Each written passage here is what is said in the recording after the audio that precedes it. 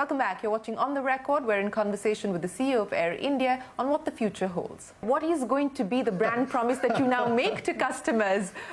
Well, the brand promise has to be substantiated by capabilities, in fact.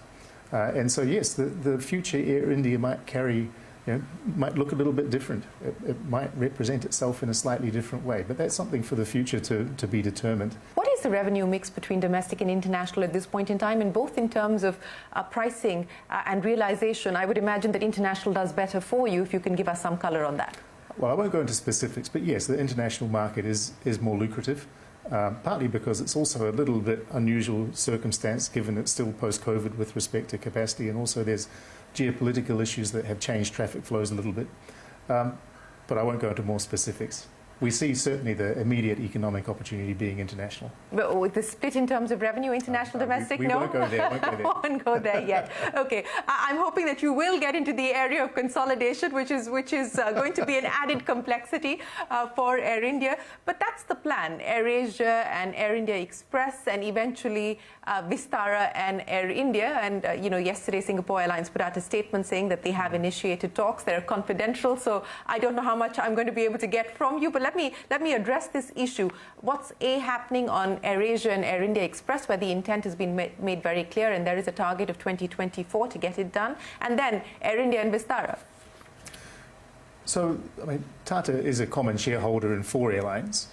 I think they've also made the statement that they see the future being one airline, two platforms, or one platform, 2 airlines. I can't recall which way it went.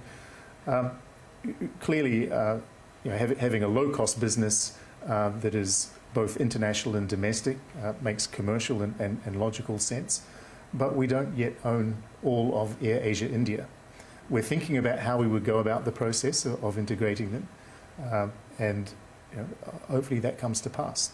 With respect to full service, there's really nothing I can say. As you rightly noted, there's an acknowledgement that there's conversation happening between the shareholders. That statement was very clear that it's at the exploratory stage and no definitive decisions have been made. So we'll just have to see what happens after that. You talked about the use of technology and how you've been able to sort of upgrade your app and so on and so forth. And that is a big focus area for a lot of airlines, including many Indian airlines. And that is an area of expertise for the House of Tatas as well. Where have we already started to see much more of the integration and the synergy play itself out so far? Well, across the board. Other parts of the Tata Group have been contributing significantly with respect to providing services to us, obviously a commercial basis. Some of our management team have come from Tata Digital, TCS, other parts of the Tata Group, and bring with them understanding of how different parts of the conglomerate can help. Tata Technologies, for example, Air India's seats, as I think has been acknowledged, sometimes the recline didn't work so well, sometimes there were some components that needed to be replaced. And in a scarcity of resources environment, that couldn't happen. We've been able to go out and buy all of those spares for the most part and recover this, but there are some spares that we couldn't get. And so Tata Technologies has actually done 3D modelling of these parts and constructed these parts from scratch and given us ship sets full of these things so we can go and recover the quality of our product.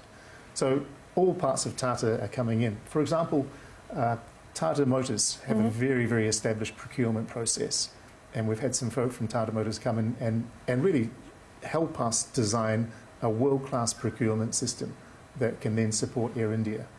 We've had teams from Tata Business Excellence, which is a program whereby executives, typically young executives from different companies, come together to really go and do business diagnosis and recommendations and analysis for other companies in the Tata Group. There's been a fantastic team of men and women with us for 6 months doing this sort of assistance within Air India, and we're now executing on a number of these recommendations. So in another sports analogy, I guess it's a full court press of effort and attention. Well, yes, and I would imagine it's only going to accelerate as we move forward. But, I want to understand from you, as an outsider who's worked in the aviation market outside of India, and now you're here operating Air India. This is an exciting market from a demand perspective, from a growth perspective, but it's also been a market where we've seen many airlines launch and many airlines shut down. What, to your mind, are the specific issues that you believe are peculiar to the Indian aviation sector? Are they largely regulatory, or do you believe that it's just poor choices being made by airlines that have run in this country? Or a little bit of both? No, I wouldn't want to get into those specifics, to be honest, because many of the reasons that cause I guess, the ebb and flow that you describe no longer prevail or don't prevail, at least in the future horizon we're looking at. We think the ingredients for success are very, very clear now. We have a geographic position which is second to none. We have economic growth, which is the strongest of any major country. We have a 1.4 billion population and a 35 million diaspora that is the most affluent of most diaspora in any country they exist. We have patient capital with big ambitions to support Air India. We have a resurgent India that is representing itself strongly on the world stage. We have geopolitics, which is changing supply lines and supply chains and people's view of where production and manufacturing can be best done. All of these ingredients lead to what I see as just an exciting decade, an unprecedentedly exciting decade for Indian aviation. And so there's no better place to be in the world than here right now, as far as I'm concerned. Mm-hmm. Since you believe that this is going to be the golden decade for Indian aviation, specifically in terms of Air India, future growth opportunities, some of which you've just outlined, but new revenue opportunities, new revenue streams, ancillary revenue, for instance, which has been something that other airlines have been looking at. Cargo operations have kicked in very well for some of the other airlines as well. If you can give us some sense of what we should expect on that front, and also from a customer point of view, I understand that you're bringing in premium economy as a class for customers. What else can we expect in the mix? Well, I don't want to give away too many trade secrets, but there are also many things that are not secret that we just can and will do better.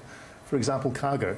As we ramp up a wide-body fleet, that brings with it a very large cargo capacity in the belly hold. It can be a much stronger revenue contributor than it is now. Loyalty. Our loyalty proposition is not the best. The membership base is not as large as it should be.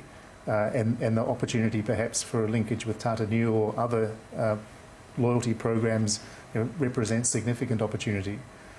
Ancillary revenues, yes, premium economy is one, but the low-cost side of the business, ancillary revenues and low-cost airlines typically 25, maybe even 30% of their total revenues. There's an opportunity there. Perhaps learn from, say, what AirAsia does and apply that to Air India Express or vice versa. So there's plenty of opportunities for us to dial the needle up. And then, frankly, to use more modern technology in some areas.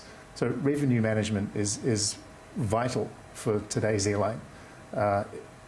There's improvements we can make in that, and we will. Mm-hmm. So since we've been using a lot of sporting analogies, let me end by asking you, are you ready for a Virat Kohli type innings or a more Rahul Dravid sort of innings? I was watching TV the other night. I wish I could recall the player that did it, but he hit 6 sixes in 1 over, and whilst we would all aspire to do that, it happens very rarely. So as I say, this is a test match, not a T20. We'll keep hitting those 1s and 2s and aspire to hit those 6s whenever the opportunity allows. Well, thank you very much for joining us on The Record. We wish you and the team at Air India the very best of luck, and hopefully the next time we speak we will get a little more from you in terms of details, but appreciate your time today. Thank you very much, Sherry. Well, that's it then on this edition of On The Record from all of us here on the team. Goodbye, many thanks for watching. We'll see you again shortly.